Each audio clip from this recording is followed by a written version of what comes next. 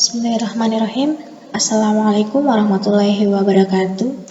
Selamat pagi, selamat siang, selamat sore adik-adik semuanya. Mudah-mudahan kita semua dalam keadaan sehat walafiat. Jadi hari ini hari Selasa 11 Agustus 2020 itu merupakan pertemuan keempat kita mata pelajaran sejarah Indonesia.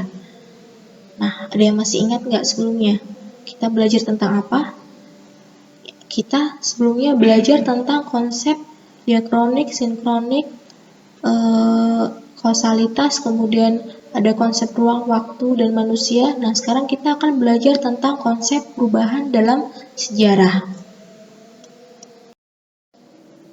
Sebelum kita mulai pembelajaran hari ini, alangkah baiknya kita berdoa terlebih dulu supaya pembelajaran hari ini bisa berjalan dengan lancar dan bermanfaat untuk kita semua.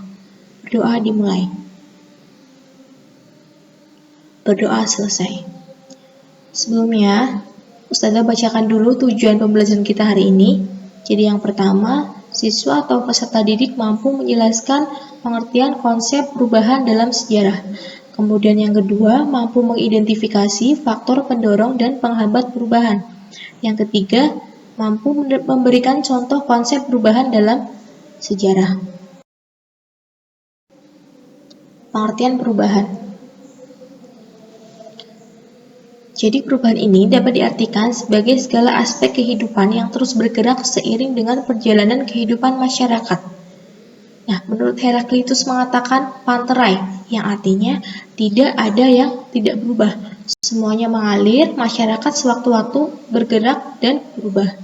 Nah, menurut Durkheim menuliskan history is a continuity and change, yang artinya sejarah adalah peristiwa yang berkesinambungan dan perubahan. Next.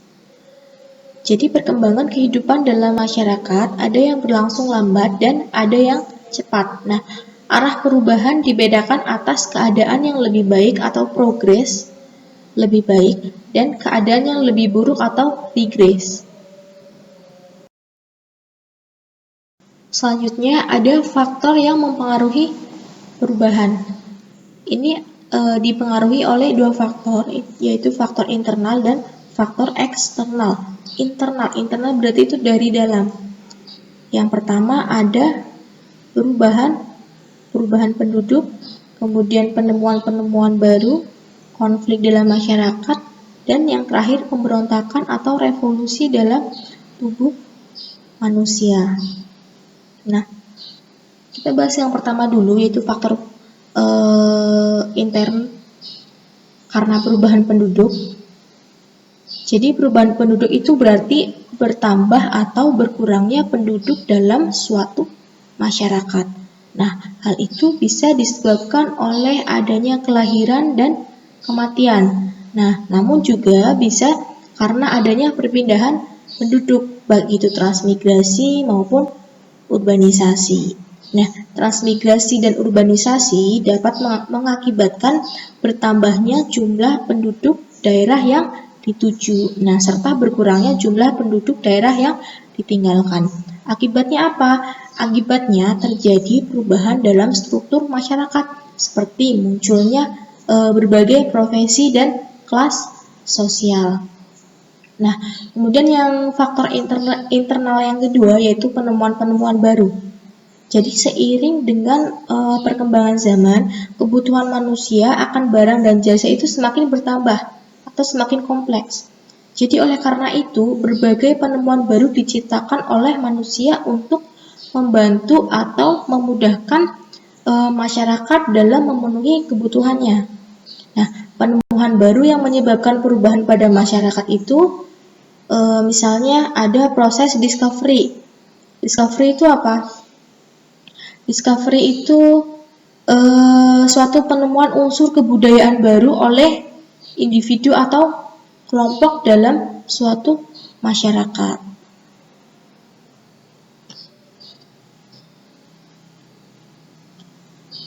Nah, kemudian invention. Invention itu apa? Invention itu bentuk pengembangan dari suatu discovery. Jadi sehingga penemuan baru itu mendapatkan bentuk yang dapat diterapkan atau difungsikan. Nah, discovery baru itu menjadi invention apabila masyarakat sudah mengakui atau menerima serta menerapkan penemuan baru ini dalam kehidupan yang nyata di masyarakat. Nah, kemudian proses yang ketiga itu inovasi. Inovasi itu apa sih? Inovasi itu proses pembaruan, yaitu proses panjang yang meliputi suatu penemuan unsur baru serta jalannya unsur baru dari diterima, dipelajari, dan akhirnya dipakai oleh sebagian besar warga masyarakat. Nah, itu inovasi atau proses pembaruan. Kemudian yang ketiga, faktor yang ketiga yaitu konflik dalam masyarakat. Jadi, suatu konflik yang kemudian disadari dapat memecahkan ikatan sosial biasanya akan diikuti dengan proses akomodasi yang justru akan menguatkan ikatan sosial tersebut. Nah, apabila demikian, maka biasanya terbentuk keadaan yang berbeda dengan keadaan sebelum terjadi konflik. Misalnya, konflik antar teman di sekolah. Nah, konflik dapat merubah kepribadian orang-orang yang terlibat di dalamnya. Misalnya jadi murung atau pendiam, tidak mau bergaul dan lain sebagainya. Nah, namun apabila orang-orang yang terlibat konflik sadar akan hal itu, maka mereka akan berusaha untuk memperbaiki keadaan itu agar lebih baik dari sebelumnya. Nah, itu konflik. Kemudian yang terakhir itu ada pemberontakan atau revolusi dalam tubuh masyarakat. Jadi revolusi di Indonesia pada 17 Agustus 1945 mengubah struktur pemerintah kolonial menjadi pemerintahan nasional. Nah, hal itu diikuti dengan berbagai perubahan mulai dari lembaga keluarga, sistem sosial, sistem politik, ekonomi, dan sebagainya. Itu pemberontakan revolusi dalam tubuh masyarakat. Nah, selanjutnya kita akan bahas tentang faktor eksternal. Eksternal itu berarti dari luar. Yang pertama ada faktor alam yang ada di sekitar masyarakat itu berubah. Jadi bagi manusia, alam itu mempunyai makna yang sangat penting bagi kehidupannya. Misalnya alam itu mempunyai nilai estetika yang mendorong manusia untuk cinta pada alam. Nah, alam itu sebagai sumber penyediaan bahan-bahan makanan dan pakaian, iya enggak? Serta alam itu menjadi sumber kesehatan, keindahan, dan hiburan atau rekreasi, betul? Nah, yang kedua yaitu faktor peperangan. Jadi faktor peperangan yang terjadi antara negara yang satu dengan negara yang lain dapat menyebabkan terjadinya perubahan yang sangat mendasar. Baik seluruh wujud budaya, yaitu sistem budaya, sistem sosial, unsur-unsur budaya fisik yang lain, maupun seluruh unsur budaya, misal sistem pengetahuan, teknologi, ekonomi, bahasa, kesenian, religi, dan lain-lainnya. Nah, perubahan-perubahan itu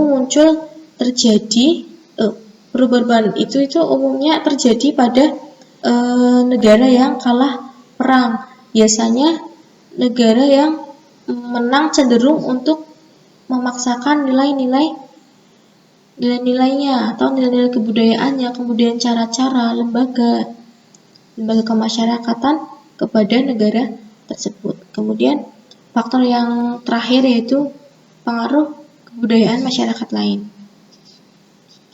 Jadi terjadinya pengaruh kebudayaan masyarakat lain itu terjadi yang pertama itu apabila terjadi hubungan primer, maka akan terjadi pengaruh timbal balik. Di samping dipengaruhi, suatu masyarakat akan mempengaruhi masyarakat lain. Kemudian yang kedua, apabila kontak kebudayaan terjadi melalui sarana komunikasi massa seperti radio, televisi, majalah, atau surat kabar. Nah, selanjutnya ada faktor penghambat perubahan. Jadi ini ada dua faktor yang menghambat perubahan. Yang pertama itu sikap masyarakat tradisional. Jadi mereka itu tidak mau terbuka untuk mengalami perubahan menjadi mungkin lebih modern gitu. Kemudian yang kedua, kurang berhubungan dengan masyarakat luar adat dan kebiasaan. Biasanya ini kalau masyarakat yang adatnya masih kental, dia itu susah untuk menerima kebudayaan lain atau penemuan-penemuan baru yang masuk. Jadi dia masih terus menggunakan aturan adat yang berlaku sejak dulu sampai sekarang.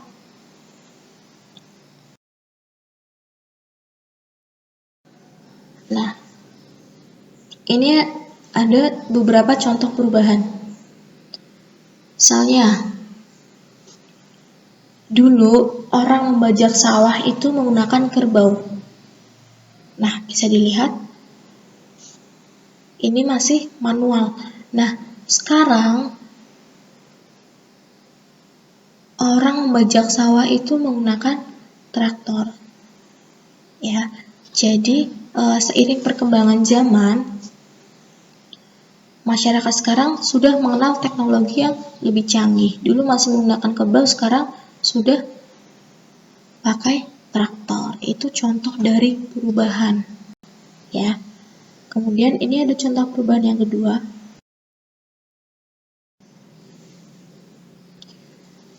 Jadi dulu orang itu mau ngirim surat atau mau ngasih kabar dengan saudara yang jauh, itu mereka masih menggunakan surat ya, dengan ditulis kemudian dikirim lewat pos.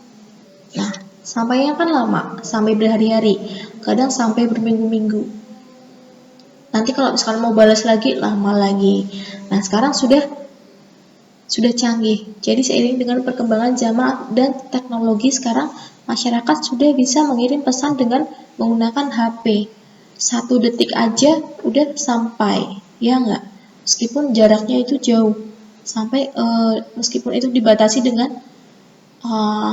antar negara ya. Nah, itu. Sampai di sini bisa dipahami. Jadi pertemuan kita hari ini cukup di sini dulu. Selanjutnya nanti kita akan membahas tentang konsep keberlanjutan. Nah, sekian dari Ustadzah, mudah-mudahan bermanfaat. Kurang lebihnya mohon maaf, tetap semangat. Jangan lupa setelah ini kalian mengerjakan kuis dan merangkum materi yang dipelajari hari ini. Sekian, kurang lebihnya mohon maaf. Wassalamualaikum warahmatullahi wabarakatuh.